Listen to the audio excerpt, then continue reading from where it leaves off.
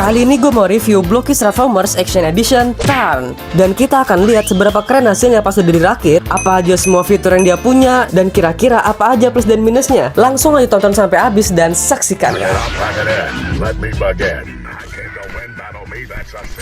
Oke, pertama kita lihat dulu buat boxnya. Ini gede banget coy. Yang kita bisa lihat ada gambar tanah yang serem banget sama si Nickel. Nih yang ini, di bawahnya juga ada tulisan 14 tahun ke atas, soalnya dia bukan mainan bocah. Lu lihat aja nih, sampai 333 piece. Gue yang biasa beli mainan langsung kayak.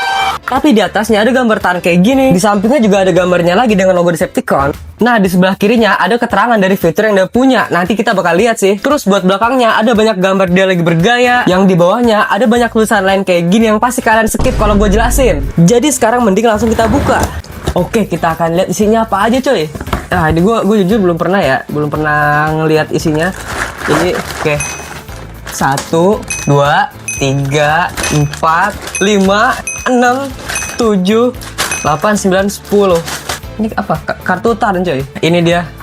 Oh, ternyata buku petunjuknya itu beneran buku. Wah gila, ini banyak banget. Tapi nggak apa-apa, ayo kita coba rakit. Tapi nggak gue rekam. Dan setelah ngikutin buku petunjuknya, akhirnya gue sampai juga di tahap ini. Langsung aja kita rakit dan hasilnya gila, ini keren banget wok. Akhirnya setelah 5 jam. Buat gue yang gak pernah rakit ginian, jujur rasanya susah dan bingung banget. Tapi setiap jadi satu bagian ada rasa puas tersendiri gitu. Dan makin puas lagi pas udah lihat hasil finalnya. Pertama kita dapat 2 meriam yang detailnya gue suka banget karena dia kayak ada warna pinknya gitu loh. Yang pendek bisa ditaruh depan dan yang panjang ditaruh belakangnya. Gila, ini mah makin sangar. Dan kalau kita keluarin handle di masing-masing meriamnya, kita bisa bikin dia megang 2 kayak gini. Oh iya, tutup yang pendek juga bisa dilepas dan bergabung jadi satu meriam gede gini. Tapi bagian tutupnya tadi malah jadi nganggur. Terus kita dapat satu robot lagi yang namanya adalah Nickel. Di komiknya dia adalah tim medis sekaligus sosok ibu buat si Tarn ini. Tapi yang unik, dia kan kakinya ban gini coy. Tapi sama Blockist dikasih kayak aksesoris semacam asap gitu biar dia bisa berdiri. Dan buat si Tarn biar bisa berdiri dengan aman, dia dapat sandbase juga. Tapi nggak pakai juga masih aman sih. Meskipun emang kadang suka jatuh. Tapi sekarang kita bahas dulu buat plusnya. Kita bisa lihat dia ini udah mirip banget nggak sih kayak di komiknya. Dan hampir semua separasi warnanya ini terbuat dari parts yang beda. Bagian paling gue suka adalah badannya coy. Detailnya beneran kelihatan tajam dan beneran tajam. Dan nggak tahu kenapa bagian yang ini bisa diturunin kayak gini coy. Tapi yang keren, tembakannya ini ada artikulasi juga. Dia bisa naik turun kayak gini. Begitupun bagian tembakannya. Selain itu kita juga bisa angkat dia kayak gini buat jadi semacam shoulder cannon. Dan pas kita gerakin perutnya, bagian punggungnya juga ada yang gerak. Tembakannya juga bisa dilepas kalau kalian mau, tapi malah kelihatan rada aneh. Yang nggak aneh adalah mukanya udah dibikin sesangar ini coy. Apalagi setelah tahu kalau matanya bisa nyala kayak gini. Coba sekali lagi. Lah, woi nyala woi.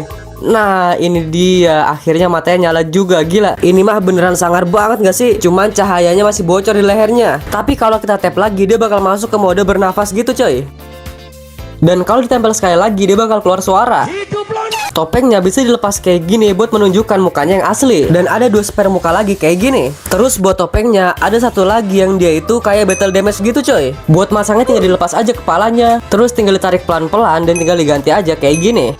Dan karena jidatnya ini bolong kalau kita nyalain, jadi kita dapat satu lagi yang nggak ada lubangnya. Meskipun jadi nggak bisa pakai topeng, tapi masih bisa kita gerakin cukup ekspresif karena pakai ball joint. Cuman gue lebih suka pas dia pakai topeng cuy. Gue juga suka desain pundaknya yang lebar ini, bikin dia kelihatan gagah. Dan yang keren, dia dibikin biar tangannya bisa tetap ke samping kayak gini. Sejauh ini sendinya cukup solid dan nggak ada masalah. Dia juga punya butterfly joint sedikit dan bisa diputar full. Lengannya juga bisa diputar dan sikutnya bisa ditekuk sejauh ini. Pergelangan tangannya pakai ball joint dan jarinya ada artikulasinya juga. Yang agak terbatas pinggangnya sih, tapi menurut gua segini udah cukup. Tapi kakinya udah dibikin sekeren ini dan beneran kerasa berat cuy. Detailnya juga tetap diperhatiin meskipun desainnya relatif simple. Pahanya juga montok banget woi lah. Jadi sempaknya bakal maju kalau kita gerakin ke depan, tapi cuma segini doang. Buat ke belakangnya dia bisa segini, tapi ke sampingnya aman dan bisa split. Pahanya bisa diputar dan dengkulnya bisa ditekuk sampai 2 kali kayak gini coy. Terus bagian yang ini bisa gerak juga. Dan ada fitur kayak piston gitu di bagian kakinya. Awas lepas coy kalau kejauhan.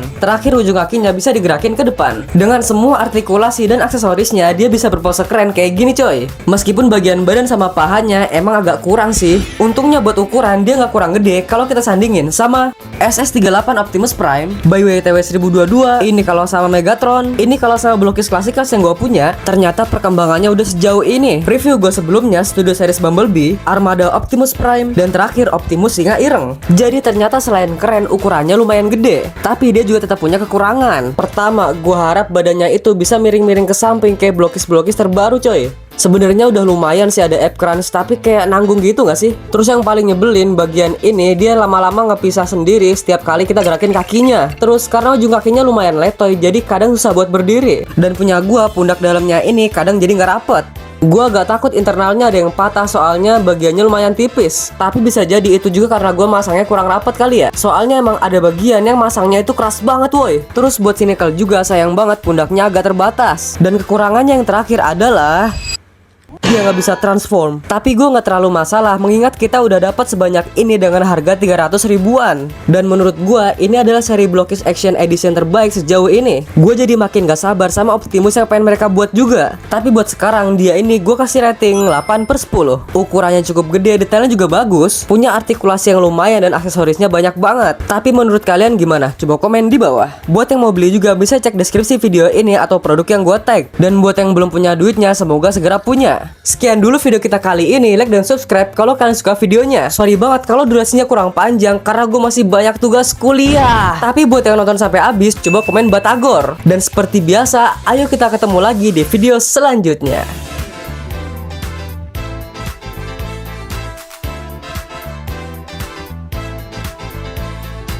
Gue baru sadar, gue belum bahas aksesoris HP-nya coy. Dia bisa dipasang di tangannya kayak gini. Dan ya, dia megang HP. Yeay. Akhirnya gue udah gak sabar buat buka Optimus Primal dan Megatron. Jadi nanti bisa Optimus Maximize. Terus Megatron Terrorize. Brutikus. Kita bakal buka Brutikus juga. Yang YTT atau A aja gak sih?